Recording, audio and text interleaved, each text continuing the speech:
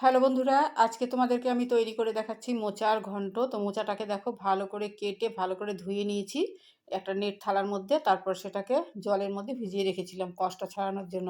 এবারে দেখো কড়াইয়ের মধ্যে দিয়ে দিয়েছি 2 কাপ মতো জল। তার মধ্যে দিয়ে দিলাম পরিমাণ মতো নুন। দিয়ে এবারে ভালো করে নেড়ে নিয়ে এর মধ্যে আমি মোচাগুলোকে সব দিয়ে দেবো সেদ্ধ করার জন্য। তো মোচাগুলোকে দেখো আমি সব তুলে দিচ্ছি কড়াইয়ের মধ্যে। এটাকে একটু ভাপিয়ে নেব। জানি না কীরকম টাইপের মোচা আছে, অনেক মোচা কষটা লাগে, আবার অনেক মোচা ভালো হয়। তো দেখো দিয়ে দিয়েছি তো আগে জলের মধ্যে নুন, এবার দিয়ে দিলাম হলুদ গুঁড়ো। দিয়ে এবারে ভালো করে নাড়াচাড়া করে এটাকে আমি সেদ্ধ হতে দেব। 10 মিনিট মতো সেদ্ধ করবো এটাকে আমি। আর জলটা থাকবেই, জলটা একটু বেশি করে দিয়েছি। আর জলটাকে তখন পরে আমি এটাকে জলটাকে ঝেড়ে ফেলে দেবো, মানে ঝারিয়ে নেবো আর কি। তো ঢাকনা দিয়ে দিলাম। এবার দেখো জল কিন্তু আছেই, বেশ ফুটলো 10 মিনিট মতো, মোটামুটি সেদ্ধ হয়ে গেছে। এবার কষটা বেরোনোর জন্য আমি জলটাকে গেলে নেব। তো তারপরে আমি মোচাটা রান্না করব, তো তোমাদের সাথে শেয়ার করব। তো দেখো এটা জল গেলে নেব। আর এদিকে দেখো আমি কেটে রেখেছি মোচার জন্য ডুমো ডুমো করে আলু, টমেটো। আর এখানে মশলা করে রাখা আছে আদা রসুন পেঁয়াজ। আর হ্যাঁ, আদা রসুন জিরে গুঁড়ো ধনে গুঁড়ো, এই এই সমস্ত আর কি, টমেটো লঙ্কা। আর এদিকে পেঁয়াজ কুচি করে নিয়েছি। তো দেখো জলটাকে গেলে নেব। এটাকে আমি অফ করে দিয়েছিলাম গ্যাসটাকে। এখন এটাকে আমি একটা নেট থালার মধ্যে নিয়ে জলটাকে গেলে ফেলে দেব। আর এদিকে দেখো জলটাকে গেলে ফেলে দিয়েছি। আর কড়াইটাকে ভালো করে ধুয়ে নিয়ে ওর মধ্যে আমি দিয়ে দিয়েছি সর্ষের তেল। দিয়ে এবার সেই ডুমো ডুমো করে কেটে রাখা আলুগুলোকে আমি প্রথমে লাল লাল করে ভেজে নেব। তো দেখো আমি এর মধ্যে একটুখানি নুন দিয়ে দেবো, সামান্য পরিমাণ নুন দিয়ে এবারে ভালো করে এটা নাড়াচাড়া করে ভাজা ভাজা করব। নুনটা দিয়ে দিলে একটু তাড়াতাড়ি নরমও হয়ে যায়। আর এদিকে চারিদিকে ওভেনের গায়ে ছিটকেও পড়ে না, ওভেনের ওপরে। তো আলুটাকে ভেজে দেখো নিয়েছি, ভেজে নিয়েছি। ভেজে নেওয়ার পর ওই তেলের মধ্যে আমি এখন ফোড়ন দিয়ে দিচ্ছি, জিরে তেজপাতা আর শুকনো লঙ্কা। তো ফোড়নটা দিয়ে দিলাম। দেওয়ার পর ফোড়নটা হয়ে যাওয়ার পর এর মধ্যে আমি দিয়ে দিচ্ছি সেই কুচিয়ে রাখা পেঁয়াজটা। দিয়ে পেঁয়াজ কুচিটা দিয়ে খুব ভালো করে নাড়াচাড়া করে লাল লাল করে ভাজা ভাজা করে নেব। আর এই পেঁয়াজের মধ্যেই আমি একে একে দিয়ে দেব হলুদ গুঁড়ো, আর দিয়ে দেবো তোমার কাশ্মীরি রেড চিলি পাউডার। কারণ অনেকটা লঙ্কার গুঁড়ো, মানে লাল কাঁচা লঙ্কা আর কি, লাল কাঁচা লঙ্কা গুঁড়ো করে বেটে রেখেছি, তো বেশ ঝাল। তো সেই জন্য শুকনো লঙ্কার গুঁড়ো দিলাম না, কাশ্মীরি রেড চিলি পাউডার দিলাম। আর তারপরে দিয়ে দিলাম টমেটো কুচিটা। দিয়ে এবারে ভালো করে নাড়াচাড়া করে নিচ্ছি। আর ভাজা ভাজা করব আমি। নুনটা বারে বারে দিতে এখন একটুখানি আবার নুন দিয়ে দিলাম। টমেটোটা তাহলে তাড়াতাড়ি নরম হয়ে যাবে, ভাজা হয়ে যাবে।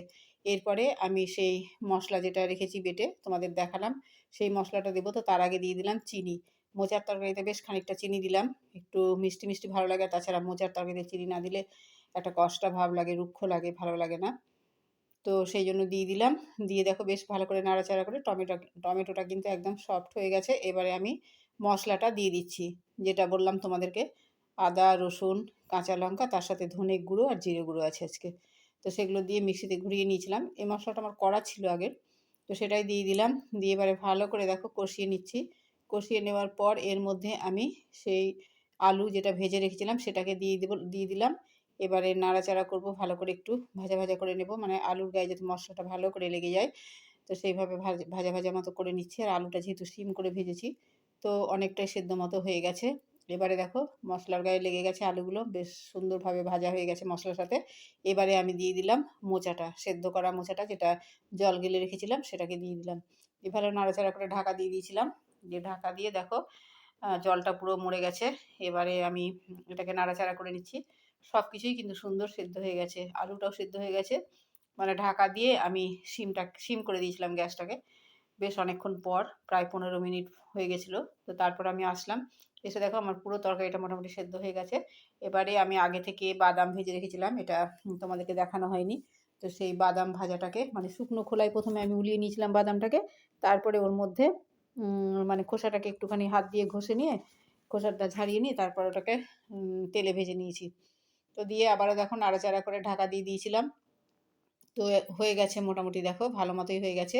এবারে আমি এর মধ্যে একে একে দিয়ে দেবো মানে গরম মশলা আর ঘি। তো তার আগে দিয়ে দিলাম একটুখানি আটা গুলে। কর্নফ্লাওয়ার দিলে হতো, কিন্তু আমার কাছে কর্নফ্লাওয়ার নেই। আর আমি সবসময় কর্নফ্লাওয়ার ব্যবহারও করি না ঘরোয়া রান্নাতে। একটু আটা কিংবা ময়দা গুলে দিয়ে দিলাম।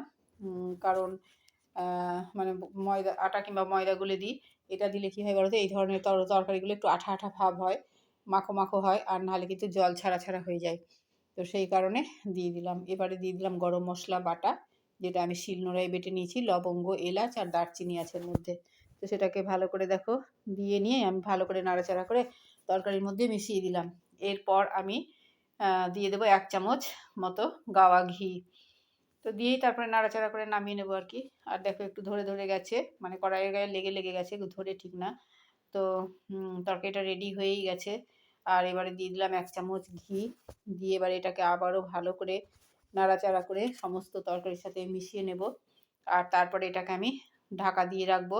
মানে গ্যাসটাকে অফ তো করে দিয়েছি, মানে গরম মশলা দেওয়ার সময়। তারপরে এখন ঘি গরম মশলা দেওয়া হয়ে গেল, নাড়াচাড়া করা হয়ে গেল। এবারে আমি এটাকে ঢাকনা দিয়ে দেবো আর 5 মিনিট স্ট্যান্ডিং টাইম রেখে দেবো। তারপর আমি বেড়ে তোমাদেরকে দেখাচ্ছি। তো দেখো রেডি হয়ে গেছে আমার মোচার ঘন্ট। তোমাদের কেমন লাগলো জানিও।